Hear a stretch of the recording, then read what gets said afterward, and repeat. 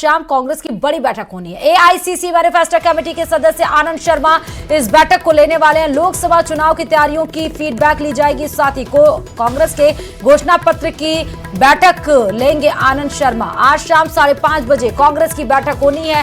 PCC मुख्यालय पर कांग्रेस नेताओं से चर्चा भी की जाएगी। बड़ी खबर आपको बता दें कि कांग्रेस में लगातार मंथन जारी है। 2 दिन से ही कांग्रेस में बैठक का दौर जारी है, जहां तमाम कमेटियों का विश्लेषण किया जाएगा और किया गया भी, और साथ ही लोकसभा चुनाव की तैयारियों को लेकर भी जायजा लिया गया। तमाम लेवल पे, चाहे वो ब्लॉक स्तरीय हो, चाहे वो जिला स्तरीय हो, सभी पदाधिकारियों को बुलाया गया। उसमें विचार विमर्श करने के लिए सभी जगह से फीडबैक्स लिए गए और आज फिर से कांग्रेस की बड़ी बैठक होनी है। और इस बड़ी बैठक को लेने के लिए एआईसीसी मैनिफेस्टो कमेटी के जो सदस्य हैं आनंद शर्मा इस बैठक को लेंगे। लोकसभा चुनाव की तैयारियों का ये बैठक है और साथ ही कांग्रेस की घोषणा पत्र की ये इसमें बैठक ली जाएगी कि लोकसभा चुनाव के लिए कांग्रेस की घोषणा पत्र क्या ऐसी तैयार की जाए या फिर जो तैयार किया गया है उसमें क्या है राय। इस खबर पर हमारे संवाददाता राकेश जुड़े हुए। राकेश, जब आज फिर से कांग्रेस की बड़ी बैठक एआईसीसी मैनिफेस्टो इस बैठक को लेने वाले, और क्या अहम जानकारी? बिल्कुल, देखिए जिस तरीके से कांग्रेस ने लोकसभा चुनावों की तैयारी शुरू की है, अब उसी तारतम्य में जो आनंद शर्मा पूर्व केंद्रीय मंत्री हैं, वो आज जयपुर पहुंच रहे हैं। जयपुर पहुंचकर जो कांग्रेस जो आगामी लोकसभा चुनाव में किस तरीके से जनता के सामने अपने वादों को रखेगी, ऐसी कौन कौन सी योजना और जनता के लिए हो सकती हैं, जिन पर आज मंथन किया जाएगा। शाम 5:30 बजे प्रदेश कांग्रेस कमेटी कार्यालय में ये मीटिंग रखी गई है, जिसमें सभी प्रदेश के आला कांग्रेसी नेताओं को बुलाया गया है और वो सभी वहां पर शामिल होंगे। क्योंकि एआईसीसी जो है वो अब जो घोषणा पत्र है लोकसभा चुनावों के लिए, उस पर अब तेजी से कार्य कर रही है, क्योंकि लोकसभा चुनावों के लिए ज्यादा समय बचा नहीं है। ऐसे में राजस्थान से ऐसी कौन कौन सी जो प्रमुख योजनाएं पिछले सरकार की थी, या ऐसी कौन कौन सी जो राज्य सरकार की या जो बीजेपी की खामियां थी, जिन पर जो है कांग्रेस वोट बैंक को अपना बढ़ा सके और ज्यादा से ज्यादा मतदाताओं को जोड़ सके, ज्यादा से ज्यादा जनता को जोड़ सके, ऐसी योजनाओं पर यहाँ पर मैनिफेस्टो को लेकर के चर्चा की जाएगी। 2 दिन से राकेश कांग्रेस में मंथन जारी है। लोकसभा चुनाव की दृष्टि से क्या ये मान सकते हैं कि कांग्रेस अब अपनी कमर कस चुकी है? बिल्कुल, देखिए विधानसभा चुनाव के बाद कांग्रेस को संजीवनी मिली थी, जब श्रीकरणपुर के चुनाव में विधानसभा चुनाव इन्होंने जीता, और उसके बाद लगातार अब कांग्रेस ऊर्जावान नजर आ रही है। कल मैराथन 2 बैठकें आयोजित की, 4 बैठकें, बड़ी बैठक थी चारों, जिसमें चाहे वो स्क्रीनिंग कमेटी की बैठक हो, इसमें ऑल इंडिया कांग्रेस कमेटी की जो चेयरपर्सन है स्क्रीनिंग कमेटी की रजनी पाटिल, वो खुद यहाँ पर आई थी। इसके अलावा एआईसीसी के जो पदाधिकारी हैं वो भी यहाँ पर आए थे। तो लगातार एआईसीसी और प्रदेश कांग्रेस। बहुत बहुत शुक्रिया राकेश तमाम जानकारी देने के लिए इस खबर पर। जयपुर से बड़ी खबर आपको बता रहे हैं, एआईसीसी मैनिफेस्टो कमेटी के सदस्य आनंद शर्मा, जो कि मंत्री भी हैं, वो इस बैठक को लेंगे। लोकसभा दृष्टि से ये बैठक बहुत महत्वपूर्ण होने जा रही है। 2 दिन से भी कांग्रेस में लगातार मंथन का दौर जारी है। तमाम कमेटी को लेकर भी विचार विमर्श कांग्रेस के अंदर किया गया। पीसीसी वॉर रूम में आज फिर से कांग्रेस की एक बड़ी बैठक होनी है। खबरों में आगे बढ़ते बताते चले कि पीएम मोदी आज महाराष्ट्र दौरे पर पहुंचे हैं और इस दौरान पीएम मोदी ने महाराष्ट्र को 2000 करोड़ की सौगात दी है। पीएम मोदी ने सोलापुर में विकास परियोजना का उद्घाटन किया। दक्षिणी महाराष्ट्र के सोलापुर में एक सार्वजनिक कार्यक्रम में राज्य के लिए 8 अमृत परियोजनाओं की आधारशिला भी रखी। पीएम मोदी ने महाराष्ट्र के सोलापुर में पीएम आवास योजना के लाभार्थियों को घर की चाबी सौंपी और इस मौके पर पीएम ने कहा कि अपने आराध्य श्री राम के टेंट में दर्शन करने की दशकों पुरानी पीड़ा अब खत्म होने जा रही है। ये पीड़ा अब खत्म हो जाएगी। पीएम मोदी ने आगे भी कहा कि यह समय हम सब के लिए भक्ति भाव का समय है।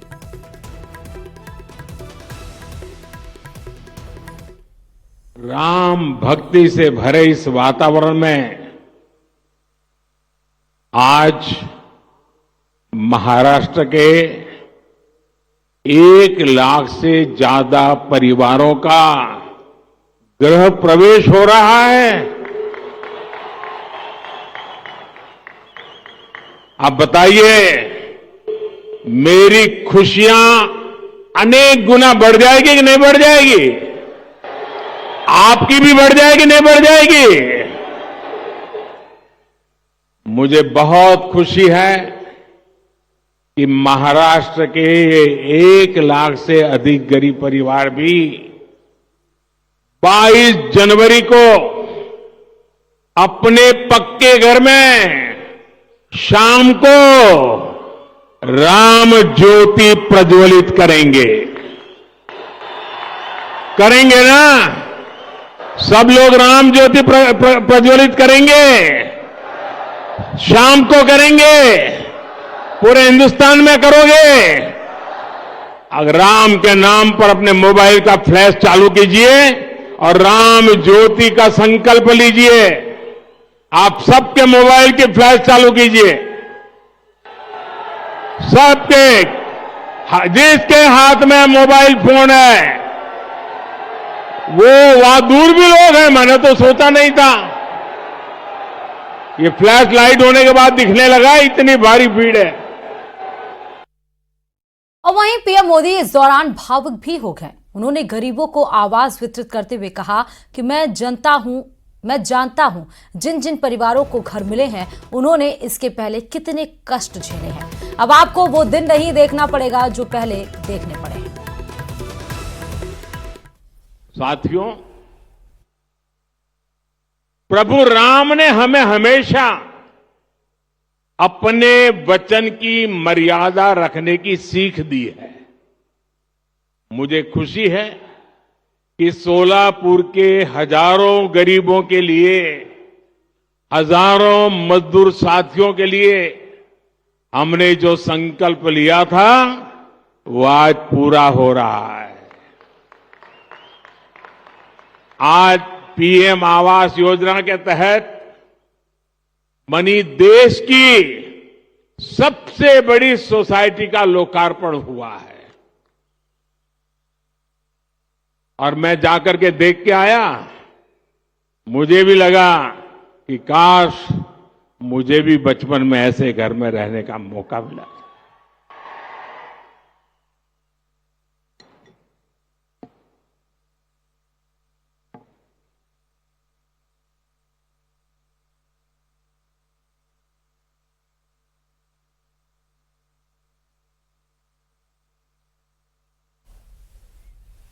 ये चीजें देखता हूं, मन को इतना संतोष होता है। इन हजारों परिवारों के सपने जब साकार होते हैं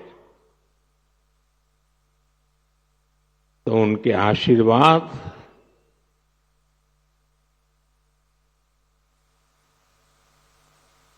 मेरी सबसे बड़ी पूंजी होते हैं। और अयोध्या में 22 जनवरी को होने वाले राम मंदिर में बाल राम की मूर्ति की प्राण प्रतिष्ठा से पहले पीएम नरेंद्र मोदी कठिन व्रत का पालन कर रहे हैं। अपने तमाम व्यस्त कार्यक्रमों के बीच पीएम अपने 11 दिवसीय अनुष्ठान का कठोर पालन कर रहे हैं। इस दौरान वह केवल फल खा रहे हैं और नारियल पानी पी रहे हैं। केरल दौरे पर पहुंचे पीएम मोदी जब गेस्ट हाउस में आराम करने के लिए पहुंचे तो रात में वह जमीन पर सोए और फलाहार किया। वहां कर्मचारियों ने पीएम के लिए तमाम तैयारियां कर रखी थीं, लेकिन उन्होंने केवल नारियल पानी पिया और फल खाया।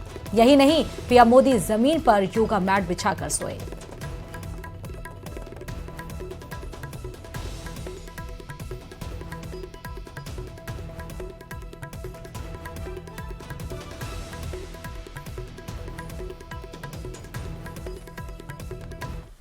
और इस बीच में इस वक्त की बड़ी खबर आपको बता दें कि बीसलपुर जयपुर पेयजल सप्लाई पर बड़ी अपडेट आपको बताते चले। पेयजल सप्लाई का शटडाउन बढ़ाकर 30 घंटे कर दिया गया है।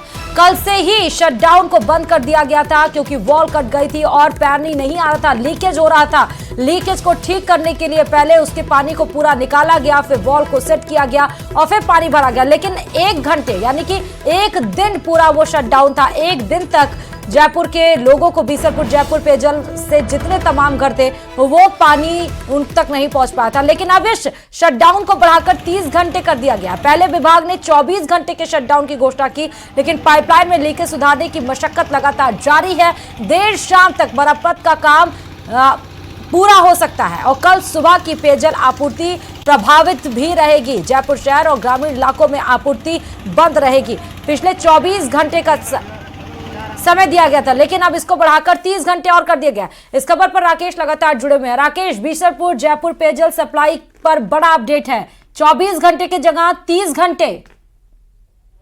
बिल्कुल, देखिए जिस तरीके से बीसलपुर और जयपुर पेयजल परियोजना 50 साल की प्लानिंग के साथ बनाई गई थी, लेकिन महज 13 साल में ही अब ये पेयजल योजना दम तोड़ती नजर आ रही है। पहले ये था कि स्कॉरवॉल जो है या जो पाइपलाइन है उसका लीकेज है, लेकिन ये तो पूरी पाइपलाइन ही क्षतिग्रस्त पाई गई है और उसको काट के और नए सिरे से उस जगह पर जहां से लीकेज है वहां से उसको मरम्मत करके मरम्मत की जगह नई पाइपलाइन का टुकड़ा वहां पर लगा करके इसको सप्लाई को शुरू करने की कोशिश की जा रही है। यानी पहली बार अब ये संकेत मिले हैं जलदाय विभाग को कि पेयजल जो पाइपलाइन बिछाई गई थी 50 साल के लिए वो अब खत्म होने के कगार पर है और पाइपलाइन जो लीकेज के बजाय अब पाइपलाइन दम तोड़ रही है। यानी पाइपलाइन लगभग जंग खा चुकी है और अब ये आगे चल करके और भी बड़ी परेशानी खड़ी कर सकती है। इसलिए जो 24 घंटे का शटडाउन लिया गया था उसकी जगह इसको बढ़ा करके 30 घंटे का किया गया है और लगातार यहाँ पर जो जलदाय विभाग के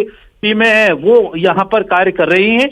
तो निश्चित तौर पर अब एक बड़ा संकेत जो बीसलपुर जयपुर पेयजल प्रोजेक्ट से मिला है कि 50 साल की योजना सिर्फ 13 साल में दम तोड़ रही है। जो पाइपलाइन लगाई गई थी, जो उपकरण लगाए गए थे वो बेहद घटिया क्वालिटी के सामने आए हैं और अब इस पर जो है विभाग के अधिकारी अपनी रिपोर्ट भी आगे पेश कर सकते हैं, क्योंकि बीसलपुर पर ही निर्भर है जयपुर और जयपुर की आबादी, जयपुर के ग्रामीण इलाके, इसके अलावा टोंक और कई ऐसे क्षेत्र हैं जहां लाखों की आबादी जो है इसी पेयजल योजना पर आधारित है।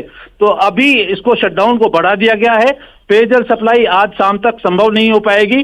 कल सुबह आंशिक रूप से पेयजल सप्लाई शुरू हो सकती है, लेकिन नियमित कल सुबह भी नहीं हो पाएगी। इसका मतलब कि अभी संभावना है कि कल सुबह पेयजल की आपूर्ति बंद नहीं रहेगी, ये संभावना ही जता रहे ना राकेश?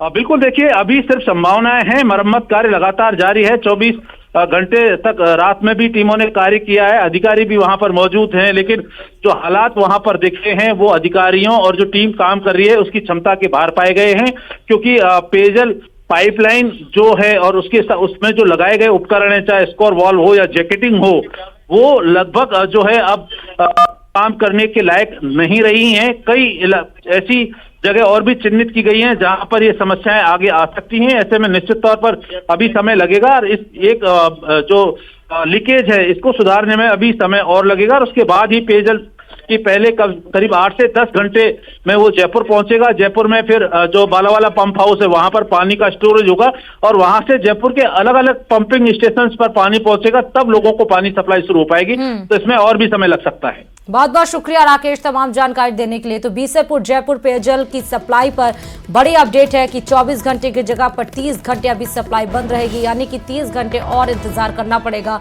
उन तमाम लोगों को, लाखों लोगों को जो इस सप्लाई से सीधे प्रभावित हो रहे हैं। एक छोटी सी लापरवाही, एक बड़ा भ्रष्टाचार लाखों लोगों के लिए पानी की मुसीबत बनकर टूट पड़ा है। और अब कांग्रेस की भारत जोड़ो न्याय यात्रा के खिलाफ असम में एफआईआर दर्ज कराई गई है। असम के जोरहाट में कुछ लोगों ने कांग्रेस की भारत जोड़ो न्याय यात्रा को लेकर एफआईआर में आरोप लगाया है कि यात्रा का जो निर्धारित रूट था उसमें अचानक से बदलाव किया गया, इसकी अनुमति नहीं ली गई थी। एफआईआर में आरोप लगाया गया कि यात्रा को शहर में एक अलग रूट पर ले जाया गया, इससे इलाके में अराजक स्थिति पैदा हो गई है। बता दें कि भारत जोड़ो यात्रा न्याय यात्रा 16 तारीख से शुरू हुई थी और ये मणिपुर से शुरू हुई थी, इम्फाल से, और सीधे अब ये 20 फरवरी को खत्म होगी। महाराष्ट्र में 1600 किलोमीटर की पैदल यात्रा, ये लोकसभा दृष्टि से कांग्रेस ने चलने का एक फैसला लिया, लेकिन अब इसके ऊपर एफआईआर दर्ज हो गई है। पहली एफआईआर असम में दर्ज कराई गई है। असम की तरफ से ये बोला गया है कि जो निर्धारित रूट, जो डिसाइडेड रूट था, उस रूट से जाकर ना यात्रा में अचानक से बदलाव किया गया और जिस वजह से अराजक स्थिति पैदा हो गई है उस इलाके में।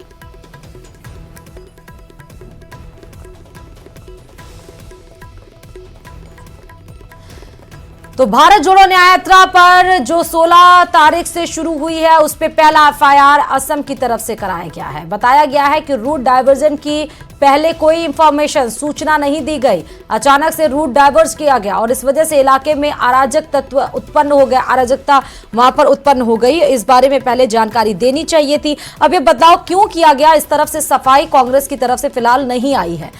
अब कांग्रेस ही बता सकती है कि भारत जोड़ो न्याय यात्रा असम के जोरहाट शहर में जो एफआईआर दर्ज हुई है वो क्यों हुई है, क्यों रूट डाइवर्ट किया गया, क्यों गवर्नमेंट से नहीं बताया गया, या उस इलाके में जो भी रिलायबल पर्सन थे उनको क्यों नहीं अवगत कराया गया।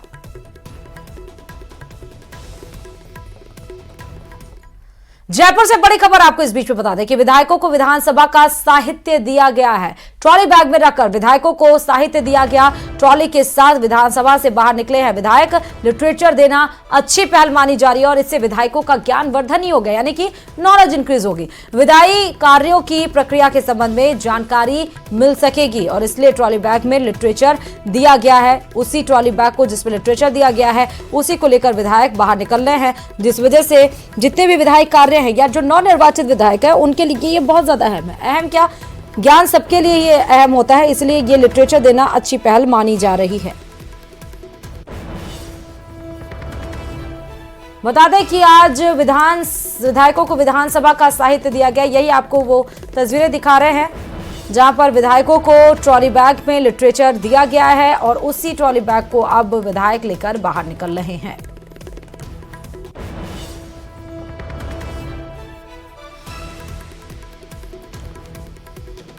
और विधानसभा सत्र का आगाज हो चुका है। राज्यपाल ने सरकार का विजन पेश किया। सत्र शुरू होने से पहले हंगामे के साथ ये विधानसभा का सत्र शुरू हुआ। जिस तरह के सूत्रों के हवाले से खबर थी कि आज विधानसभा का 16वें विधानसभा सत्र का आगाज होगा तो हंगामे के भेंट न चढ़ जाए, और वही हुआ। हनुमान बेनीवाल ने आरपीएससी को भंग करने की मांग की। 16वें विधानसभा का आज पहला सत्र है। राज्यपाल कलराज मिश्र ने अपने अभिभाषण में भजन लाल सरकार की प्राथमिकताओं का और विजन का जिक्र किया। उन्होंने कहा कि विकसित शिक्षित राजस्थान की कल्पना को साकार करना। उन्होंने पिछली सरकार की जन कल्याणकारी योजनाओं को बंद नहीं करने और कुछ योजनाओं की समीक्षा जरूर करने की बात कही है। 10 बजे से विधानसभा में कार्य सलाहकार समिति की बैठक भी हुई और बैठक में विधानसभा के आगामी दिनों के कामकाज तय किए गए। अगले 3 दिन विधानसभा में अवकाश रहेगा। वहीं 23, 24 और 29 जनवरी को राज्यपाल के अभिभाषण पर बहस होगी, जबकि 30 जनवरी को सीएम भजन लाल शर्मा जवाब देंगे। लेकिन इस बीच जब संसद की कार्यवाही हंगामे की भेंट चली तो गुरुवार तक इस कार्यवाही को स्थगित कर दिया गया। प्रसन्नता की बात है कि आजादी के अमृत महोत्सव के उल्लास के साथ लोगों ने लोकतंत्र के उत्सव में बढ़ चढ़कर भाग लिया और राष्ट्र प्रथम के संकल्प पर विश्वास जताकर प्रदेश में पूर्ण बहुमत की सरकार बनाई। इससे पूर्व की सरकार अपने अंतर विरोधों और अहम की लड़ाई में व्यस्त रहने के कारण प्रदेश की विकासोन्मुखी नीति बनाने या निर्णय लेने में कामयाब नहीं हो पाई। फलस्वरूप जनता की आकांक्षाओं पर खरी नहीं उतर सकी। दुर्भाग्य से विगत सरकार और जयपुर से भी बड़ी खबर आपको इस बीच में बता रहे हैं, जहां राज्यपाल के अभिभाषण पर बोले हैं नेता प्रतिपक्ष टीकाराम जूली। राज्यपाल वही बोलते हैं जो कैबिनेट बनाकर भेजती है। हमारी सरकार को कटघरे में खड़ा करना गलत है। ये जो परिपाटी चल रही है वह ठीक नहीं है। टीकाराम जूली का बड़ा स्टेटमेंट आया है। जो कैबिनेट कहे वही बोलना है, लेकिन इसमें खुद का भी विवेक लगाया जाना चाहिए। रिफाइनरी का जिक्र कर रहे थे। रिफाइनरी के मामले में कांग्रेस सरकार से समय पर पूरा नहीं कर पाई। बहुत बहुत धन्यवाद सर, आपने इतना उत्साह वर्धन किया और इतनी दीदियों को प्रेरित करने के लिए जो वास्तविक धरातल पर इतना अगर काम हो जाता है तो वो दीदियों की सारी समस्या खत्म हो जा रही है। और उस सर ने जो बताई जिम्मेदारी अपनी तरफ है तो वो दीदी कब कितना जल्दी प्लान बना के दे देती। आपको शिक्षित करने के लिए दादी नानी का स्कूल आ गया, मिल्क कलेक्शन सेंटर पे आपके पशुपालन के लिए बता दिया। वो दीदी को साड़ी जो सबसे ज्यादा महत्वपूर्ण जिसके लिए साड़ी दी कर रही है, हर महीने नहीं चाहिए, तो साड़ी का भी काम आपको मिल रहा है और मसाले हर घर की जरूरत है वो भी आपको मिल रहे हैं। तो समूह की दीदियों का काम समूह की दीदी के द्वारा समूह की दीदी के लिए ही सारा प्रोडक्ट तैयार होगा और इससे अच्छा अवसर और इससे अच्छी अवसर हमें मिल ही नहीं सकता।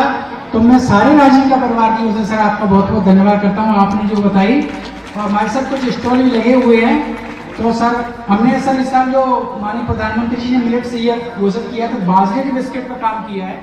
तो बाजरे के बिस्किट और लड्डू हमने बनवाए, वो हमारे स्टॉल पर लगा हुआ है कुछ सैंपल। झाड़ू बनाने की भी कुछ परिवारों को ट्रेनिंग कराई SSG की में, वो भी है। फिनाइल और क्लीनर है, वो भी हमारा वहाँ लगा हुआ है। कुछ दीदी चप्पल की ट्रेनिंग करके अपना चप्पल बनाने का काम कर रही है, भाई चप्पल का वो भी है। अचार का भी है, कुछ साबुन बनाने का काम कर रही है। और इसी के साथ ही खबर दोपहर में फिलहाल इतना ही। और खबरों के लिए देखते रहिए News 18 राजस्थान। नमस्कार।